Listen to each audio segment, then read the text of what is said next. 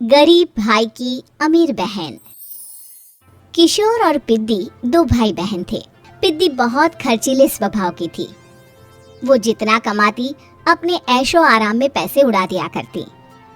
लेकिन किशोर समझदार था, घर को साथ लेकर चलना जानता था।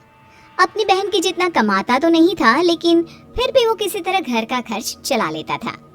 एक दिन पिद्दी किशोर से कहती है, किशोर, तुम थोड़ा ज्यादा क्यों नहीं कमाते? मेरे दोस्त रोज मेरा मजाक उड़ाते हैं। अरे बहन, मैं कोशिश तो कर रहा हूँ। अच्छा सुनो, अगले महीने रक्षाबंधन है, मुझे सोने का हार चाहिए, इससे कम कुछ भी ना लूंगी। अरे दिला दूंगा बहन। किशोर को पूरी रात नींद नहीं आती। उसके दिमाग में बस ये चल रहा था कि उसकी माली हालत इतनी बिगड़ चुकी है, अब वो सोने का हार कहाँ से लाएगा। अगले दिन किशोर सुबह सुबह घर से ये बोलकर निकल गया कि पिद्दी, मैं गांव से बाहर जा रहा हूँ, कुछ दिन घर नहीं आऊंगा। किशोर ने अपने काम के साथ साथ फेरी में कपड़े बेचने भी शुरू कर दिए, जिससे वो ज्यादा से ज्यादा पैसे कमा सके। रात में वो एक बिल्डिंग की चौकीदारी भी करने लगा। अपने काम से थोड़ा बहुत समय निकालकर बस कुछ घंटे की नींद ले पाता था।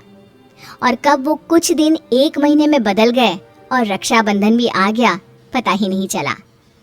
लेकिन किशोर अभी तक घर वापस नहीं लौटा। जहां वो काम करता था, पिद्दी के नाम का गुल्लक रखा हुआ था। किशोर ने उस गुल्लक को फोड़ा और सारे पैसे इकट्ठा करके एक सोने का हार खरीद लिया। घर में पिद्दी किशोर का इंतजार कर रही थी। तभी किशोर आता है। कहाँ चले गए थे? 4 दिन का कहा था और 1 महीने से पता नहीं कहाँ गायब हो गए थे। मैंने बस एक हार मांगा था और तुमने तो घर ही छोड़ दिया। अरे मुझे थोड़ा काम मिल गया था। कुछ नहीं, सब समझती हूँ, बहाने थे तुम्हारे।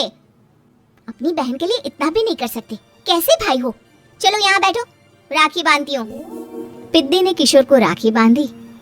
वैसे ही किशोर ने अपनी बहन के हाथ में सोने का हार रख दिया। उसकी खुशी का कोई ठिकाना नहीं था। वो मिठाई खिलाए बिना ही नेकलेस लेकर चली गई और शीशे के सामने अपने गले में हार रखकर देखने लगी। किशोर ने लड्डू उठाया और खुद ही खा लिया। ऐसे कई साल गुजर गए। एक दिन पिद्दी की नौकरी छूट गई। अब वो पूरी तरह किशोर पर डिपेंड हो गई थी। आए दिन किशोर को अपने महंगे महंगे शौक गिनाकर उससे पैसे मांगा करती थी। किशोर, कुछ पैसे देना, मुझे पार्लर जाना है। किशोर बिना कुछ बोले उसे पैसे दे देता। ये क्या, 500? अरे इतने में तो मुझे पार्लर में एंट्री मिलेगी बस। अच्छा, देता हूँ ना ज्यादा। अरे कैसे भाई हो, अपनी बहन के लिए इतना भी नहीं कर सकते। किशोर ने जेब से 2000 का नोट निकाला और उसे दे दिया। किशोर गरीबी में रह लेता था, लेकिन अपनी बहन को कभी कोई कमी नहीं होने देता था। बेटा, पिद्दी तुम्हारी बहन है, उसे कभी किसी चीज की कमी मत होने देना और उसका ध्यान रखना, क्योंकि भाई का फर्ज होता है अपनी बहन का ध्यान रखना। किशोर ने माँ की कही ये बात हमेशा के लिए याद कर ली थी। शायद माँ की इसी बात की वजह से किशोर पिद्दी की हर जिद पूरी करता चला आ रहा था। किशोर, आज मैं अपने दोस्तों के साथ पार्टी करने जा रही हूँ, मुझे कुछ पैसे दो ना। किशोर पिद्दी को समझाता है, लेकिन पिद्दी नाराज होकर चली गई और अपने कमरे में सुबक सुबक कर रोने लगी। किशोर अपनी जेब से कुछ पैसे निकालता है और पिद्दी को दे देता है। किशोर खुद कभी अच्छे कपड़े नहीं पहनता, लेकिन पिद्दी को राजकुमारी की तरह रखता। पिद्दी के जाने के बाद किशोर अपने काम पर निकल गया। एक तरफ पिद्दी अपने दोस्तों के साथ मस्ती कर रही थी, तो वहीं दूसरी तरफ किशोर पैसे कमाने के लिए कड़ी मेहनत कर रहा था। कुछ और दिन ऐसे ही बीत गए। एक दिन पिद्दी एक लड़के को लेकर घर आई और उसे किशोर से मिलवाया। किशोर, मुझे इस लड़के से शादी करनी है, लेकिन इनके मम्मी पापा बोल रहे हैं कि उनको दहेज में एक कार चाहिए, तभी वो मेरा और पंकज का रिश्ता कबूल करेंगे। लेकिन बहन, कार खरीदना कोई सब्जी खरीदने के बराबर तो नहीं है। अरे कैसे भाई हो तुम, अपनी बहन के लिए इतना नहीं कर सकते?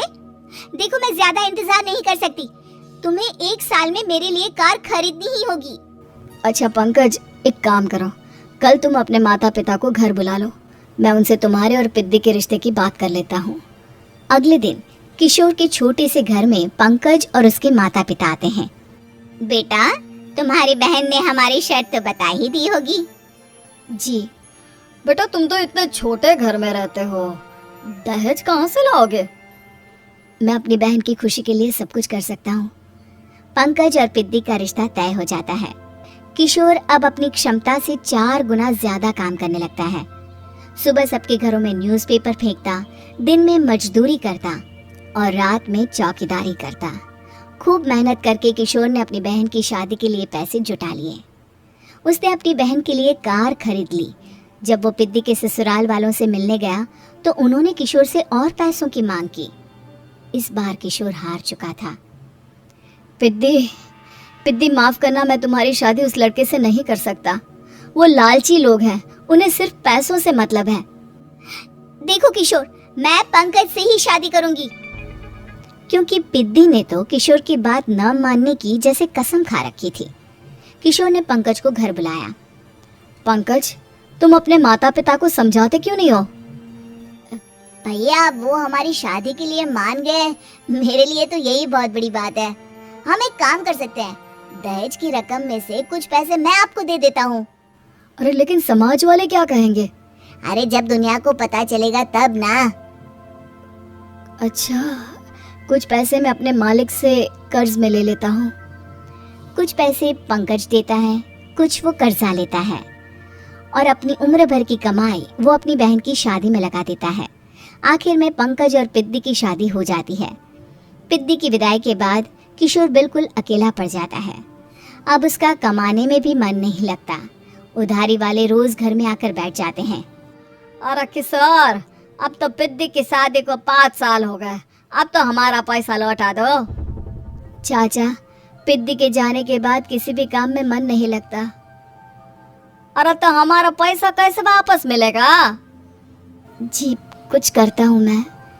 किशोर के ऊपर बहुत सा कर्जा चढ़ गया था, इसलिए उसने तय किया कि वो ये घर बेचकर सबके पैसे लौटा देगा। अगली सुबह शहर के किसी साहूकार को उसने अपना घर बेच दिया और सबके पैसे लौटा के वो गांव छोड़कर चला गया।